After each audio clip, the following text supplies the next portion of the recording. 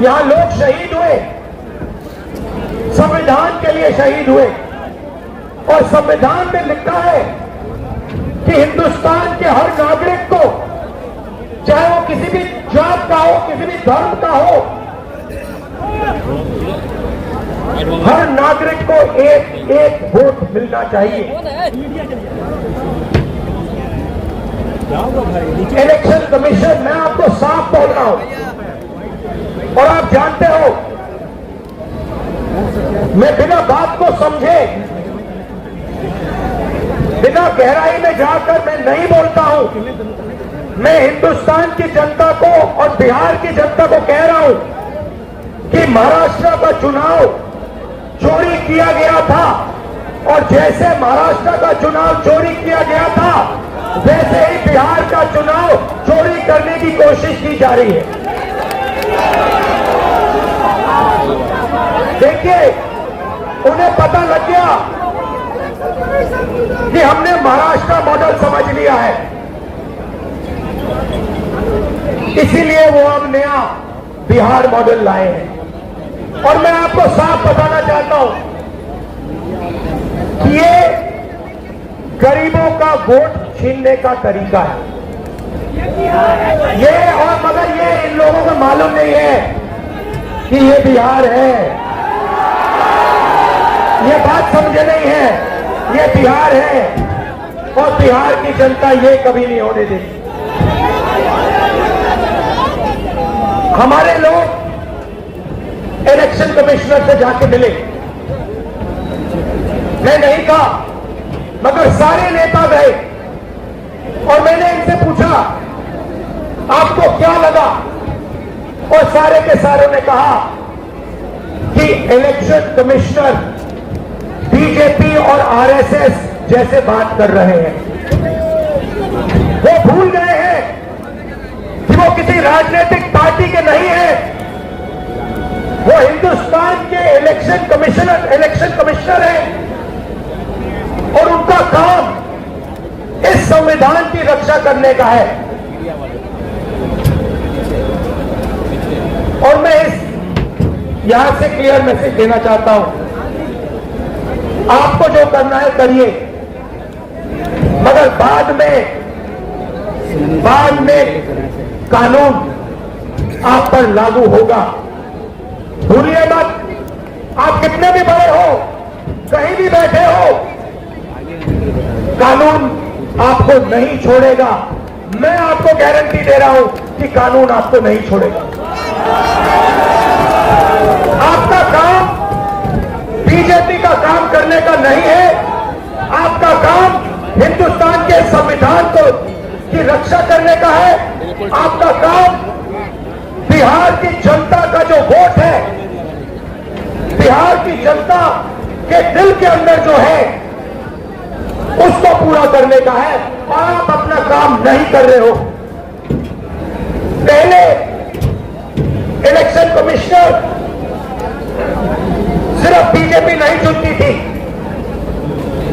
पहले election commissioner को BJP, opposition party, और जो हमारे चीफ जस्टिस है, जिन्होंने मांग की कि हमें बैठने दो, हमें इलेक्शन कमिश्नर चुनने दो,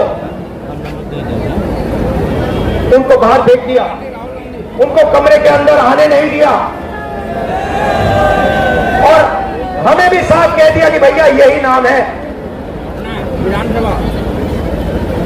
ये बीजेपी के नॉमिनेटेड इलेक्शन कमिश्नर हैं। ये देश की सच्चाई है, और मैं बिहार के युवा से कहना चाहता हूं, ये सिर्फ आपसे वोट चोरी नहीं हो रहा है, ये आपका भविष्य चोरी हो रहा है।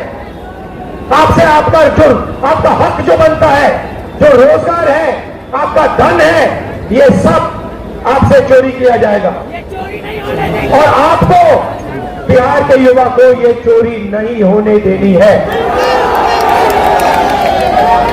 और पूरा का पूरा इंडिया गठबंधन आपके साथ खड़ा है, और हम ये चोरी कभी नहीं होने देंगे। आप सबका फिर से मैं धन्यवाद करता हूँ जो सीनियर नेता आए हैं इंडिया गठबंधन के, आपका धन्यवाद करता हूँ। और जो यहाँ भीड़ आई है आपका भी दिल से धन्यवाद करता हूँ। धन्यवाद, नमस्कार, जय हिंद, जय संविधान।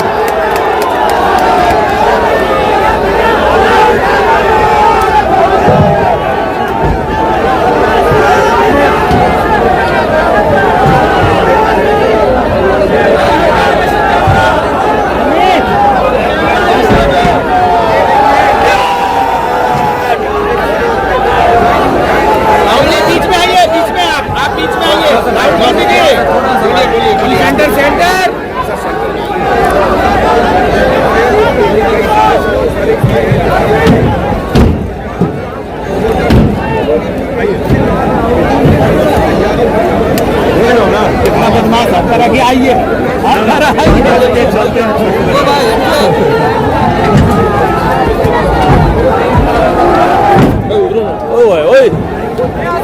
अरे उधर ही भाई।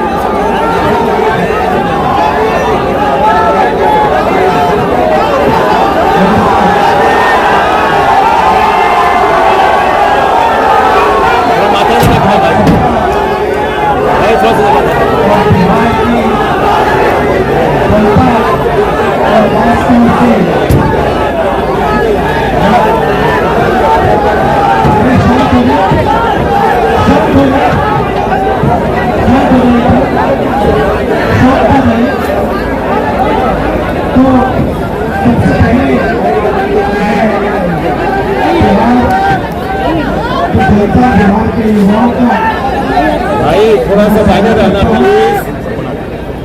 इंडिया गठबंधन के जो सीनियर नेता है तेजस्वी जी है, बाकी पार्टियों के जो नेता हैं उनका भी मैं यहाँ स्वागत करता हूँ। देखिए, कुछ महीने पहले महाराष्ट्र में चुनाव हुआ, हरियाणा में चुनाव हुआ, लोकसभा का चुनाव हुआ। उससे कुछ ही महीने पहले, सॉरी, लोकसभा के चुनाव के कुछ ही देर बाद महाराष्ट्र और हरियाणा में विधानसभा का चुनाव हुआ। लोकसभा के चुनाव में महाराष्ट्र में इंडिया गठबंधन मेजॉरिटी लेके आए, जीत के आया। और विधानसभा के चुनाव में कुछ ही महीने बाद इंडिया गठबंधन बुरी तरह हारा। उस समय हमने कुछ ज्यादा बोला नहीं, मगर हमने काम शुरू किया। 21वीं सदी है, डेटा की सदी है, डेटा की सेंचुरी है। हमने डेटा देखना शुरू किया और जैसे ही हमने डेटा देखना शुरू किया हमें पता लगा कि लोकसभा में और विधानसभा में